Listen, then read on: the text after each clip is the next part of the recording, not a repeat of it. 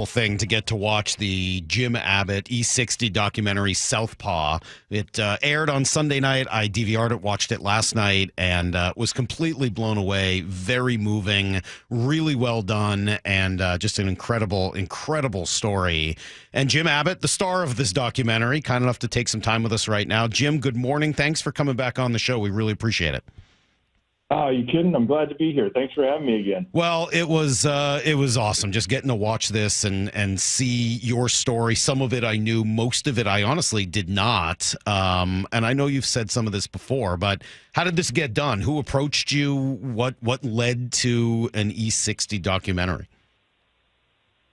Well, to be honest, I've been retired for a while, and I was kind of living a quieter life. I was doing a little bit of speaking and some different things, but I've always been a huge fan of the ESPN documentary studios, whether it's 30 for 30 or E60, and they called me, Mike Farrell, the producer and director, and Jeremy Schaap, who I knew his dad and knew him, so I'm a big fan, and they thought that they could bring a different perspective to it, and they thought there was an audience and a generation that might be captured by this story. So being such a fan, I just went along with it. And I got to tell you, it's been a great ride. I have enjoyed it. Some parts of it are hard. You revisit some parts of your career that aren't always your favorite things to talk about. But at the end, it was an incredibly rewarding experience. Yeah, a few things struck me. First of all, I'm glad I get to talk to you after seeing it. I know you did a lot of press kind of leading up to it. I'm really glad I got to see it because there are questions and things I wanted to react to and things that kind of struck me. The first thing is I don't think I've ever seen the pitching rubber out of the dirt. I had no idea what that was when you pulled it out. I didn't know it was so big. I don't think I didn't really have a huge appreciation for it until – and it's one of the great mementos of my career. I got to the ballpark the next day after the no-hitter and the grounds crew for the Yankees. And some people, you wouldn't know, but the head groundskeeper for the Yankees, a guy named Frankie, he was missing part of his hand too. So we had always kind of shared a bond and talked a little bit here and there. And when I got to the ballpark the next day, they had dug that, like you said, this big hulking piece of rubber and metal out of the mound, which is no small feat. I mean, this thing is huge. And they pulled it out of that mound, which meant a lot of work. They had all the guys on the team sign it. And, it still sits in my office as probably my proudest memento from my career. Well, as it should be. I had no idea they looked like that. I didn't know that you would look exactly the same as a baby as you do as an adult. That was cool, seeing some of the baby pictures of you. You're like, wow, that's definitely Jim Abbott, even though he's only a few months old. And then really struck by your dad saying that he wanted you to feel normal. And, seeing the video of you and trying to wear the prosthesis when you were younger, I'm struck by that. Like, it's harder to feel normal while you're wearing that. Was that part of why you opted not to?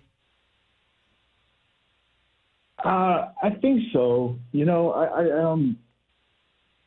were a few hesitations. When you do something like this, you bring a lot of people into the fold, right? And I had done that for a long time. I wrote a book and so these aren't singular journeys. And I was very much aware of the influences in my life and the people who meant a lot to me and their desire to kind of, may or may not be wanting to get involved in something like this. So those are all part of the considerations. But, like I said, Mike and Jeremy, all the people at E60 approached it very thoughtfully. And, it turned out to be something that opened my eyes to aspects of my career that I didn't even really realize were going on. So I think I mentioned this to you the last time you were on, and watching you when I was 12 years old, I guess 13 years old, after I had hurt myself when I was 12, was helpful to me. And then I had coaches who worked with me to try to figure out how to catch and throw with my right hand. And it was, I had a lot of help with that along the way. You didn't. You kind of seemed like you just went out and said, I'm going to figure this out myself. Do you think that's a part of why you end up mastering it, kind of the almost the grit and resilience, and the Flint, Michigan part of it kind of enters in there as well, or some of the teasing from other kids. Does that help you end up reaching where you ended up reaching? Mike, I read your article, and what an amazing story you have in and of yourself. And I always thought that was the more difficult journey, to be honest, was learning to do things all over again, especially at how young you were, to go through something that traumatic and then to bounce back. But you would know, I mean, having done that, you have to sort of find your own way. And there aren't, the information wasn't out there like it is now. There was no YouTube video to say, hey, how do I hold a bat with one hand, or how do I, tie my shoes? And so, yeah, I do think that trial and error, and I was surrounded by great coaches and teammates and mentors. I was like you in that way, people who refused to give up. And at the end of the day, people who believe that you can do things differently and still do them just as well. I mean, I don't tie my shoes like anybody else, but they end up tied like everybody else. And so, I do think, we think of resilience and perseverance as a oftentimes a physical manifestation. And a lot of times, as you know, it's just sticking to it creatively and believing that there's an answer. You can tie your shoes. I can tie my shoes. I hate to do it. Are you like me? Do you buy as many slip-ons and try to see if you can sneak into your shoes every day without actually having to tie them? Yes, only because I'm getting old enough to where it hurts to bend down. That's why I don't mind the tying part of it. It's the bending down that's the problem. I wonder if you're like me in this way, and I noticed it, and maybe I'm wrong, but noticed it a little bit watching the documentary. I know that I often keep my hands in my pockets. I will often, and unconsciously, I don't think about it. If that's not easy, if I'm sitting at a desk or something, I often realize and look down and notice that my right hand is covering my left. I don't know whether it's sort of a safety mechanism somewhere deep in the back of my brain, or whether there's some embarrassment that I don't think about but is there. Do you find yourself holding your right hand in your left, or anything along those lines? I do. I think that those are ingrained in us, from childhood. I fought the temptation. I don't even know that I fought it, to be honest. I was often tempted to hide my hand in my pocket, or in different ways, in different situations. And, as you get older, I'm not sure how your experience has exactly gone. And that's the thing, that's the thing about this documentary is I met so many kids along the way who had an injury, or maybe were born like me, or maybe different. Everybody's story is different. Just because we're missing a hand doesn't mean that we're going to be best friends or that they may, like the way I go about things, or, I think we all want to move past the label. Everyone's journey is a little bit different, but I have experienced the temptation to put others at ease, and that seems to be a common denominator of the kids that I've met. And sometimes that does mean, hiding, or, maybe trying to seem more similar than you really are. And I'm not a psychologist. I can't put myself in those shoes, but I know what the experience is, and there does seem to be some commonality to it. Talking to Jim Abbott here. So it's funny, as I was sort of thinking about the interview before I had watched the documentary, one of the questions I wanted to ask you about was whether you wanted to be an inspiration, or whether you wanted to just be known as a baseball player. And, well, the documentary answers that very well, and that's such a big part of what the E60 story is. But I was struck by, your reaction as you were playing to some of the framing of your success. How did that evolve for you over the years? You're right. I didn't set out to inspire anybody or motivate anybody. I loved baseball. I love sports. grew up in Flint, Michigan. Football was the thing in winter, basketball summer, and baseball. And it was a tough town. You had to fight your way. There was no quarter given. And so I went out on a very ambitious, selfish journey. I was trying to be the best baseball player I could be. And then lo and behold, I started doing okay, and the attention started to come, kids and media and families and in ways that, I never knew was possible. And I'm not going to, I never really stopped prioritizing baseball. I didn't go to the ballpark to try and, hey, I'm going to inspire 10 families today. I was trying to get to the seventh, eighth inning and put a quality start in and be a success in the big leagues and, support my family and make the most of what was given to me. That was the responsibility. More was given to me than was ever taken away. And so, but this documentary illuminated in ways that, I'll be honest with you, Mike, I didn't always know was going on, the way people look to you. And I think that's one of the wonderful messages of the film. It's like the impact you can make somebody who's watching and can gain something from it. And it just turns out that, playing in the major leagues, there's a lot of eyes on you and more people were watching than I knew. Well, I love the way you frame that. I'm pretty lucky. Yesterday, I got to talk to Johnny Bench, which was a huge thrill. Hall of Famer, greatest catcher of all time, and star of the baseball bunch, which was a big part of my youth, watching that every Saturday morning, and part of the reason I love baseball. And I asked him, we were talking about Cal Raleigh, who's just been, obviously a great story here in Seattle, and asking him about leadership in the clubhouse, and his answer, I'll play a little of it for you, kind of mimics exactly what you just said. You show up on time. You take charge. You show up on the field. You don't ask any special favors. You just guide. You're up there. If here's Cal standing at the cage. Here's Cal dressed. He's ready to go. Here's Cal on time. You don't have to be the earliest guy in the place. You got to be dedicated to what you do. You got to be the guy that walks out there to the pitcher and understands, develops a rapport with every pitcher. He goes on from there, but just the very basics of just show up and do your job. And for him as a superstar, as a MVP, it's one thing, but for you, I'm sure that's all you really wanted to do. Wow, those are amazing words. And you can imagine, Johnny Bench. He's not talking about doing that in a high school hour. He's talking about doing that with the big red machine. Right. Imagine the personalities in that room and trying to be a leader. But Cal Raleigh and I don't, leadership.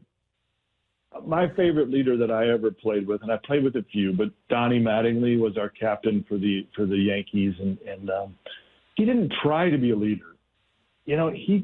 He just was a leader by embodying all those things that Johnny Bench talked about. He generated respect, and I think those people who try to be leaders, it's pretty obvious. You've got to be genuine. You've got to be authentic. If you want to move people in a direction you'd like them to be moved, there has to be an authenticity to who you are and the way you go about your day. So the story that I did not know, and it's just an amazing story, I thought, was the back and forth with Jack Curry, who wrote that you were an underachiever and you weren't having a great year in New York, and you confront him and his response to say, hey, you say you want to be treated like everyone else. I'm trying to treat you like everyone else. How well did you remember that? Was that actually a big moment in your life, or is that sort of kind of fit nicely with the narrative of the no-hitter coming a few weeks later? Was that a big thing for you at the time? It was a very big thing for me. It hit me hard that I did that, and I regretted it. And I don't know how. I know Jack remembered it, but I don't know that he remembered it in the depth that I did. Because I liked him. And I'd like him to. I've been texting him all week. I think we've remained friends all these years. I'm a big fan. But for me, it was a seminal moment. I had always asked to be treated like every other pitcher. I didn't want the label. I didn't want the excuse. judged on merit. And in that moment, he wrote in the New York Times that myself and another pitcher on the team were underachievers. Not even saying underachieving, but underachievers. And I took it way too personally. I went to him. I was mad. I said, "How can you say that?" And I defied everything that I had been saying for all these years. I didn't want the excuse. I didn't want to be judged or forgiven for having one hand. I wanted to be someone looked to for results. And so there's other examples of that in my life. There's a few things that I did as a child, and I'm amazed how indelibly they have remained with me and how much I deeply regret them. I wish I only wanted to be judged for who I am. I think that's all we want. We don't want labels, and we don't want to be judged for our outside appearance. Well, I think that's great. And look, Jack, it feels almost like that story stands for, as you said, some other moments in your life, but he almost comes off as a hero a bit in the story for first of all, I love that you came to him. Most athletes don't do that, certainly not anymore. Come to the person they're upset with and have a conversation about it. So I love that you did it, and the way that it works out, he holds his ground, and in some ways, heroes may be a bit too far. That's not fair, but he plays a really important role, and I don't know. I love that. I love seeing your reaction to understanding how important you were to these kids, and maybe more importantly to the parents, which I now feel like I can relate to a lot more. Were there parents that you met over the years that sort of jumped out to you as part of your journey? Oh, man, I think it was the parents as much as anything that I understood, was going to be formative. My parents were my heroes. They didn't have any books, or I don't think they ever studied anything. They were groping in the dark for answers. They were very young. They gave up a lot for me and my brother. And, they tried some different things. I wore a prosthesis as a kid, and they did some different, but it was basically trial and error. But they didn't, the greatest gift my parents gave me is they didn't shelter me from failure or from hurt. They encouraged me to get out there on the playground. They encouraged me to play sports if my grades were good enough. And they knew with that would come some growing pains. And the only time I ever worry, Mike, when I meet a parent, when I meet kids and families, is if they make too big a deal about it. Mm-hmm. If they let it become the defining characteristic in their relationship with their child, or with what they think their child's relationship with the world will be, that it's strictly based on, their physical appearance. And I've seen that work out in very good ways and also kind of tough ways. And so, hey, I'm no parental psychologist. I don't know, but I just know, meeting so many families, the anecdotes that I could share. The only time is if we overreact, if we make too big a deal of it, Mm-hmm. I know exactly what you mean. And it's funny, it's not something I think about in my life very often until the Jim Abbott documentary comes on. I'm like, well, all right, this is something that I can relate to, and it sort of brings up things that I don't think about every day, and I'm sure the same is for you. You probably don't think about this all the time, but then the documentary, and they approach you, and now everyone wants to interview and talk to you specifically about it. God, I think I want to have you on one day and talk about none of this and just talk baseball with you.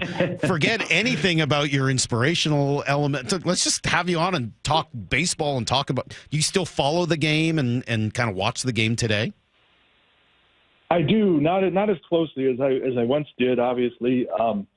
And I get as frustrated with MLB's TV packages as anybody else. I never know what I can get and what I can't get. And honestly, I don't mind if they hear that. It drives me crazy. I try to tune into a game and it's blacked out or it's this or that. And I just wish they'd figure that out. But I do watch the game. I'm a fan of the game. It's changed. The athletes who are playing it are extraordinary. I miss starting pitchers go a little bit deeper into the games. I loved watching a Mike Maddox or a Mike Mussina, carve their way through a third time through the order and more. But it's hard not to marvel, and I was in Yankee Stadium last week and just, I didn't meet him, but I walked by Aaron Judge and I just couldn't believe that a human being that big is that talented at the game, and just seems, it's a marvel to watch today's players. Yeah, it's funny. I knew you. This jumped out to me too as I was watching it. I knew you had thrown the no-hitter. I didn't realize it had come against that Cleveland lineup until I was watching. Like, oh my gosh, this is one of the best lineups of all time. I remember them a few years later, and seeing how small Manny Ramirez looked as a rookie in his first month in the league or whatever, compared to the guy that I covered in Boston a few years later. Pretty remarkable to just see how big the guys are now and what we're watching in the sport. I'll let you go. I know you got other stuff to do, and I just really appreciate it. Last thing from me, and I'm sure you've been asked this before, probably many, many times, but as I watch the documentary, it just really jumps out. Do you think you would have reached the big leagues? Do you think you would have had the determination to get there if it weren't for some of the challenges that you had along the way? No, I don't. My right hand, I didn't always like it. It didn't make for the easiest childhood, but it's who I am. And it gave me a drive and ambition that I know I wouldn't have had without it. And I wouldn't have gone to the places that I was so fortunate to have gone to had I been born, in a normal, quote unquote way. Mm-hmm. Yeah, I often say there's nothing you could do to make me go through the pain and the awful situation again. It was horrendous and it hurt. I mean, it was physical pain, but I wouldn't trade it. There's nothing I would do. If you said, hey, you could go back and have it never have happened, I don't think my life would be as good as it is. I think I would keep everything exactly the same, and I'm going to guess you feel the same way. Well, Mike, you can hear it in your voice, the strength that you show to overcome that. And, we all have our different journeys. We all have our different, look at these kids that, they've grown up. They came to Yankee Stadium. They came to Texas. They came to Oakland, and now they're MMA fighters and basketball players and motocross riders and cross country. They do everything. And it's, there's a certain pride in that. There's a certain pride in carving your own way. Jim, thank you so much. This was incredible. Thank you for doing this again. The documentary is called Southpaw. You can get it at ESPN Plus if you're a subscriber. I'm sure it'll be on ESPN again as well. It is incredibly well done, and getting a chance to see some of the people over the years that you meant a lot to. Just know that I'm one of them, and I really appreciate it. Thanks so much for spending the time. Mike, my pleasure. Always a pleasure. Thank you. Good to talk to you. All right, there you go. There's Jim Abbott. Just an incredible, incredible story. And please take some time, watch the documentary. He crushed it. They crushed it. The whole E60 crew just did a really, really good job. So thank you for